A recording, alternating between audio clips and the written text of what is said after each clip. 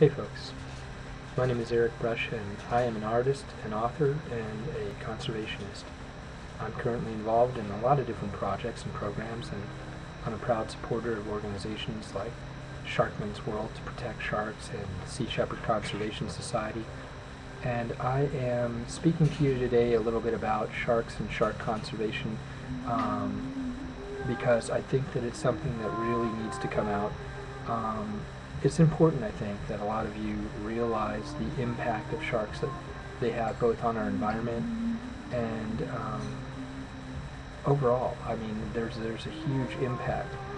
You know, we do things as humans to subsist, and sometimes, you know, hunting and some of the other various different subsistence practices that we've engaged ourselves in over periods of time have gotten to a point of commercialism where they are no longer ventures that are supporting any kind of necessity industry, as opposed to industries that are based and founded on a real strong greed and a real desire to make a buck.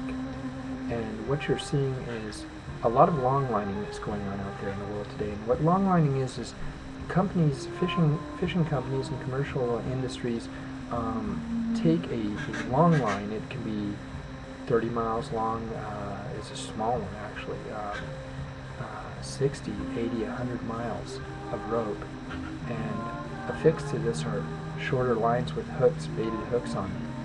And what basically happens with a long line is that the line is allowed to play out as the vessel continues forward, and everything and anything is trapped inside of this nets, or excuse me, inside of these lines.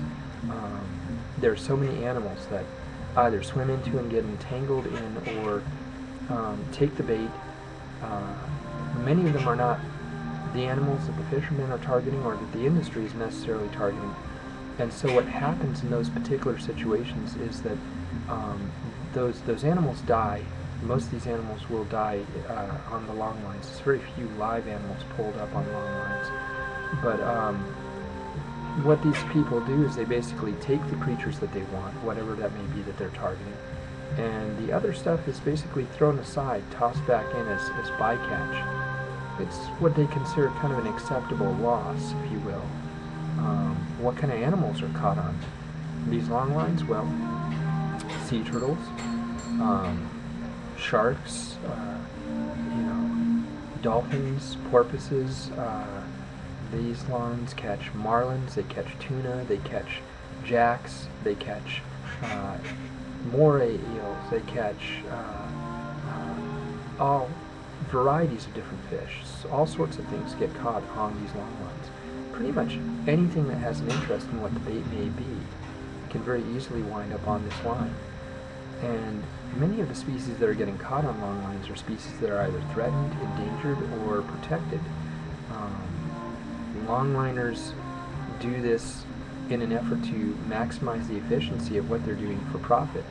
And it's a profit that is ultimately extremely detrimental to the environment. It's extremely detrimental to people as a whole, because we are raping the ocean. We are stripping it dry of species. And what happens with a lot of commercial fishing ventures that a lot of people aren't really thinking about or aren't really aware of is that when they run out of a target species, they simply switch to another species. And it's a really sad thing.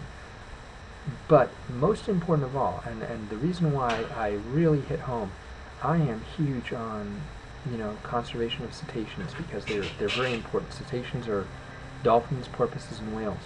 But most important of all, and I mean really most important of all, and the only reason I say most important of all is because it's one of the two groups that is vital to us and is not very heavily protected, and that is sharks. People have got to start looking at sharks in a whole different light. I think too many people are biased and prejudiced by the media. Too many people have seen all the sensationalized films of sharks. They watch movies like Jaws, Deep Blue. They see these different movies and they think of sharks as these methodical, mechanical, mindless, man-eating creatures. And nothing could be farther from the truth. So I wanted to talk to you a little bit today also about sharks, because I think it's very important that you really wrap your head around what sharks are and what role they play. You have to understand these things. These things are critical, because if you don't understand them, you're going to be doomed to the repercussions of what happens once you remove them, and you won't know why it happened. And I want you to really, really focus on this. So, in order to avoid winding up in what will be eventually the 6th mass extinction event on this planet, there have been five major mass extinction events on planet Earth in its history. And the most severe of these killed off 95% of all life on planet Earth. Now, life is very resilient, it is, but we're talking millions of years for different things to recoup from some of these different extinctions. And, when you start talking about extinction events, people don't seem to grasp. This is not the part where you're worrying a little bit about potentially having to deal with, some changing weather patterns or difficulty living. This is not difficulty living. What I'm talking about when I say extinction event is an event that will actually kill off all humans, all of us. It doesn't matter who you are. It doesn't matter what you do. It's a universal given. We all require oxygen to live. It's very simple. If you don't have oxygen, you can't breathe. If you can't breathe, you're not going to live. We require it. It's vital to us. It's vital to most living creatures on this planet. And now you're wondering probably, how does that relate or tie in with sharks? What is it about sharks that makes them so critical that you're over here talking about extinction and things that sound so harsh and so extreme? Well, let me tell you what it is. Sharks and cetaceans as well, but predominantly sharks, prey on fish and crustacean species. Now, they prey on a variety of different fish, and fish have actually been evolved through sharks. I mean, sharks are a fish, but they have actually shaped the evolution of our oceans in that there's a constant arms race between predator and prey. So fish have been trying to outdo, outsurvive, and outwit sharks, and sharks are very diversified. There's a massive number of different types of sharks, over 430 different species of sharks. And the thing about it, over 340 species of sharks. I want to make sure I'm accurate on my numbers. And sharks have been around for over 340 million years.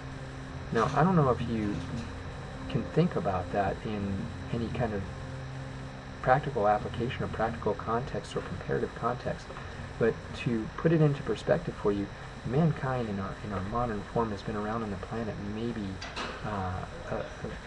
around 100,000 years, and overall man has been around on the planet for maybe 300,000 years. I mean, we are a drop in the bucket of time. Tiny, minuscule. We're such a small creature as far as our span that we've been around, and we seem hell-bent and determined on destroying the planet. Now, when you look at sharks, sharks are being killed at the rate of over 100 million a year. 100 million. I mean, let me say this. If we were killing sharks at the rate of 100 million in 20 years' time, it would be a travesty. I mean, it would really be a travesty, but we're not doing that. We are killing sharks at the rate of 100 million a year. Sharks take a long time to reach sexual maturity, to grow to adulthood, and be capable of reproduction. Birth rates are low. They're a predator that invests a lot of time in having a few offspring that are well developed and ready to hunt when they come out. But they're not huge, and sharks are dying. And they're dying at a rate that they cannot recoup from fast enough to be able to stop a lot of the things that are going on. And the biggest problem is, when they're all gone, we all die. And the reason why we die is because those same fish and crustaceans that eat the phytoplankton and green algae and the green plants that are out there, because that's what those animals subsist on, when the sharks are gone,